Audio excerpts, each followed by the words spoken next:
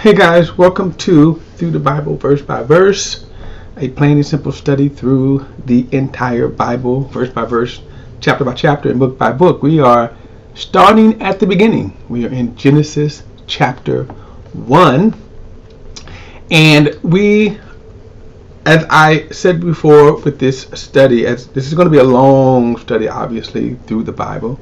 So we're going to go from Genesis all the way through Revelation. That is one of my passions, verse by verse, studying the entire Bible. And let me say this, that the Bible, as you will see, is plain and it is simple. Now, man complicates it, but it is plain and simple. And we will see this. And that's our approach. That's why I said it is a plain and simple study through God's Word. So with that, I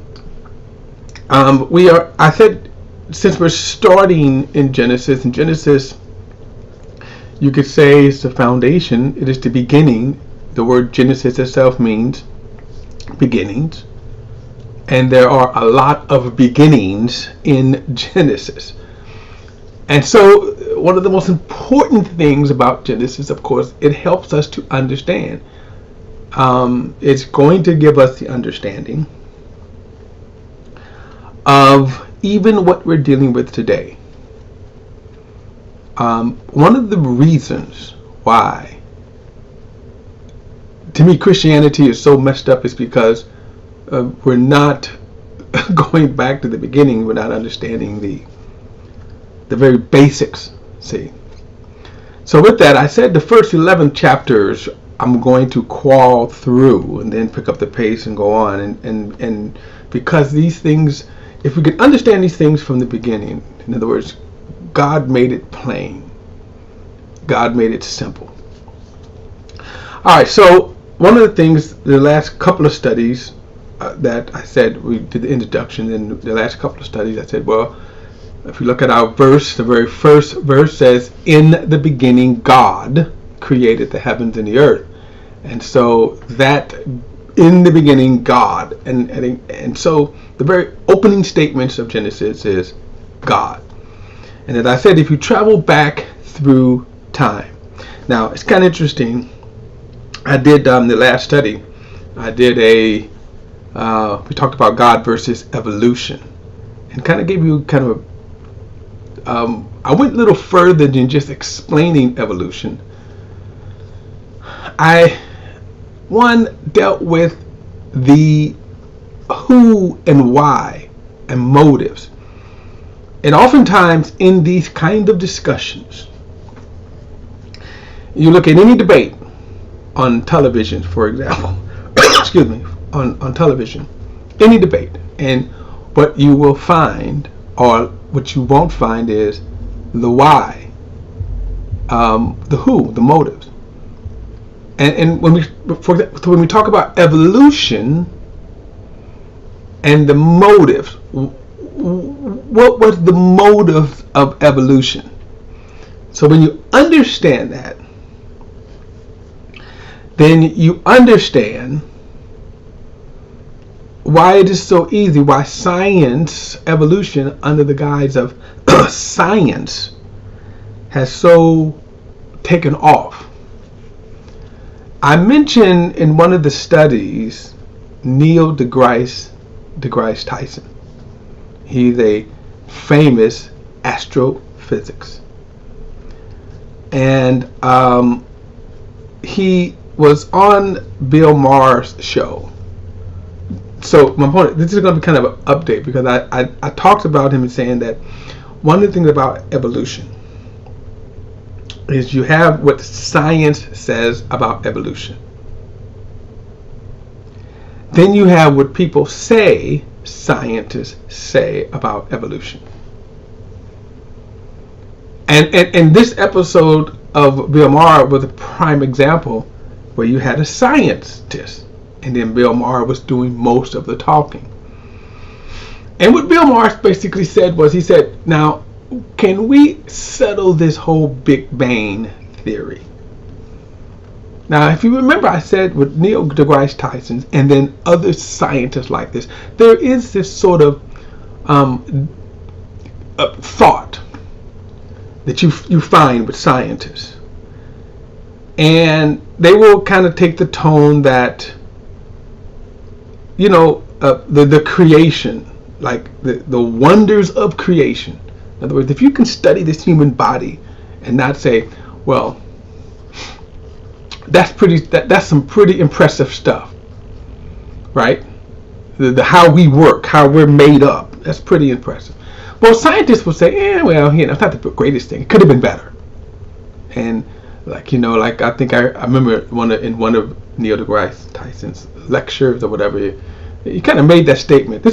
I can't think of which one, but he made this statement. He said, well, people talk about the eyes, the wonders of the eye, how sight.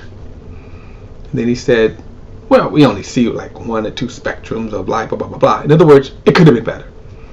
So you always kind of see that tone with scientists and I think other worldly things that, well, it's not that great. And I think underlying that is to say, well, God is really not that great.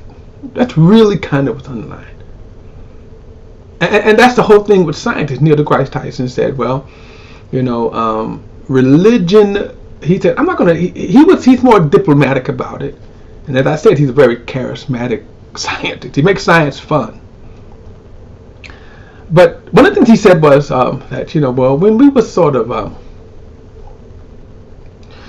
in our infancy, meaning humanity, you needed God. You needed that crutch. Now, he didn't say crutch. He needed to crutch, but basically, you needed God. But now that we have advanced in our knowledge, we don't need it. So on on the Today Bill Maher show, Bill Maher is an atheist, and basically he says, well, we can settle this Big Bang Theory stuff. Isn't it science? Isn't it subtle? In other words, the scientists, he said, isn't it a done deal? Meaning, remember, so the question that he was asking was this: when science says something, so you can say there's theory, there is scientific fact, and then, as I said, there are what people say about the theories and the fact.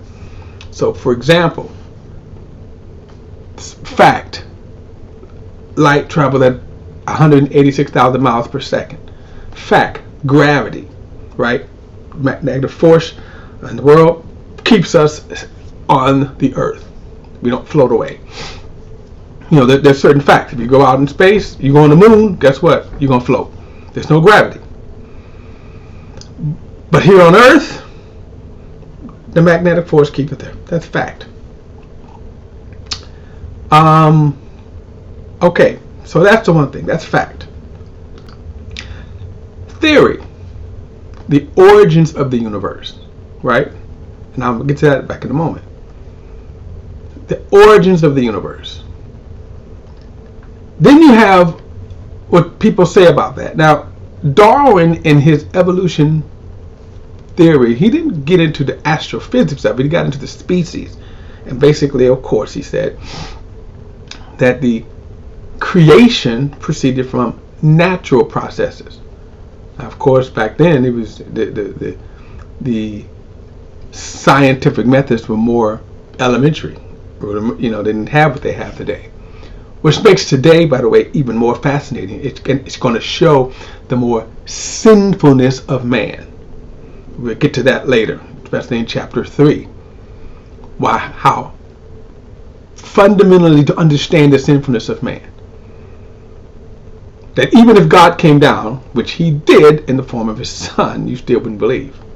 Digress. All right. But when you understand that Darwin came out of an era where, and this is what I said, the who and the motives that we don't always understand, that there were several things that came out of Darwinism.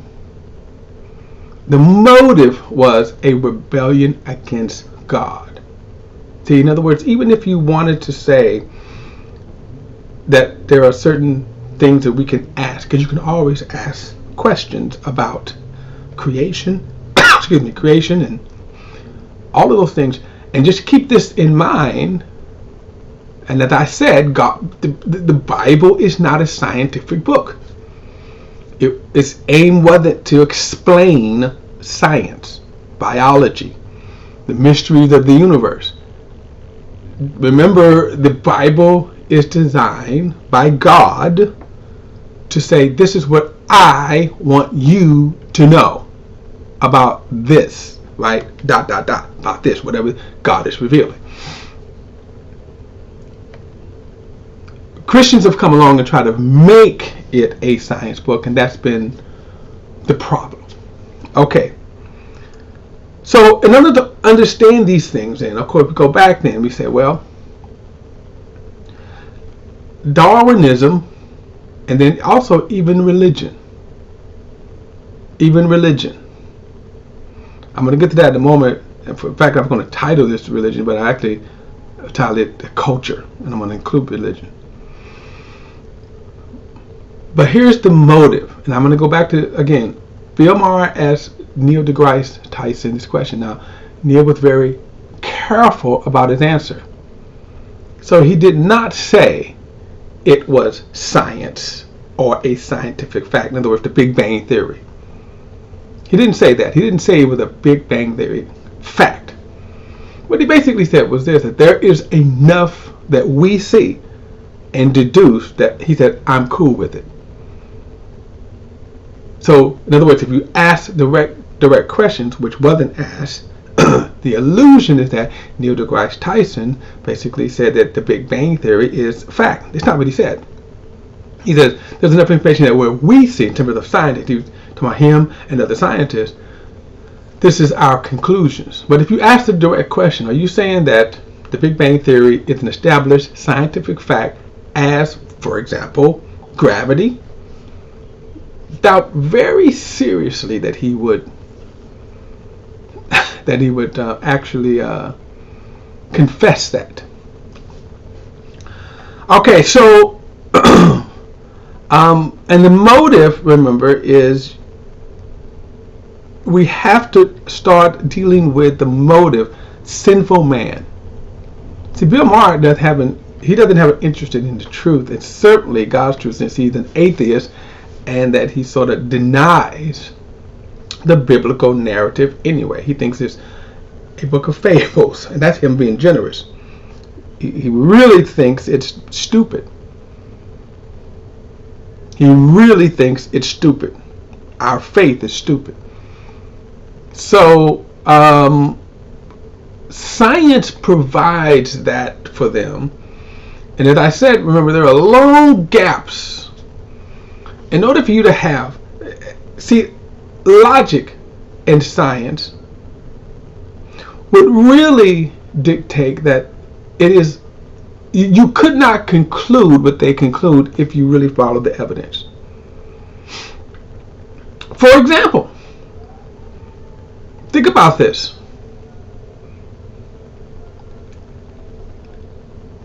If you say the Big Bang, now remember, God's claim is I created it. I created all of this, the universe, creation. But if you say, and again, I'm refuting the logic here. I'm refuting their logic. Because their logic is, if you give this enough time, you will come out with creation as is. And I say give it 120 trillion years and you still wouldn't come out with this. The odds of coming out with this. But think about it this way. By the way, in that episode, they said, well, because they are aware of these arguments. They are aware of these questions. Okay? That you're going to, for example, I would never get close to Bill Maher to ask him that, but he's aware of it. because they basically said that. And Neil deGrasse Tyson, he actually addressed it. He said, well, what about what they say is beyond the Big Bang? And basically what they've been saying is, well, we don't know. And he said that I'm okay without knowing. And my point is, the other side of that then logic is, then how can you say for sure it's not a God?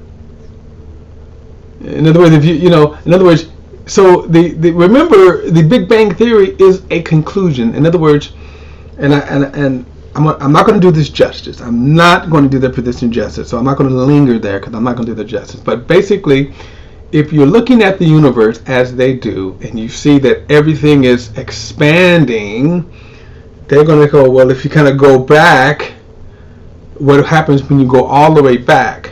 What happens when you go all the way back?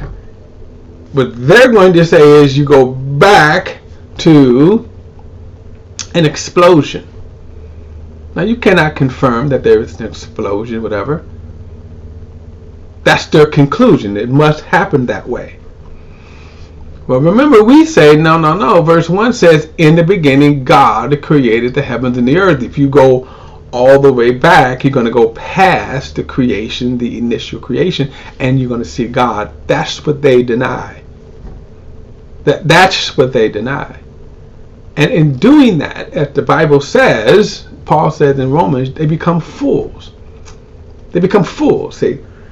Because think about that. So now you have to kind of skirt around and say, well, if an explosion happened, so you look at all the explosion, and by the way, as I said, I'm not doing it justice, but you think about the explosions that happen, every single one of them, and they all have this in common. They have elements and molecules and all that kind of stuff colliding and causing heat, blah, blah, blah, blah, blah, right? I can't speak the scientific language, but every single one of them cause chaos, not life. So what is the logic? What is the logic?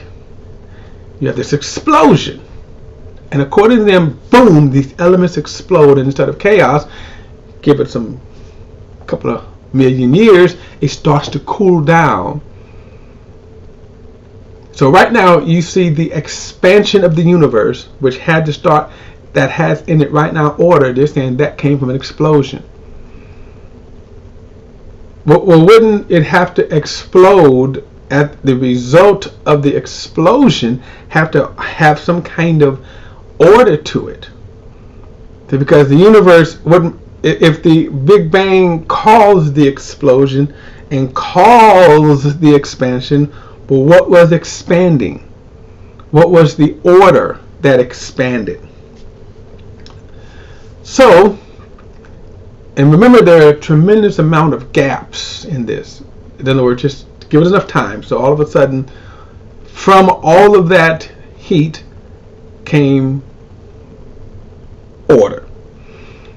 So then you come to this point when you say they can claim to look back 14 billion years, but yet can explain the fact of the hundreds of galaxies that are out there, and they cannot see signs of life from one. That even if you start in our own galaxy, that we are the only organized complex life, this one little planet. Alright, I'm going to continue this thought in our next study. So it'll be part 2, but because I wanted to talk about some things with culture. Of course, I didn't get to it. But anyway, I'll pick it up in the next study. See you then, guys. All right.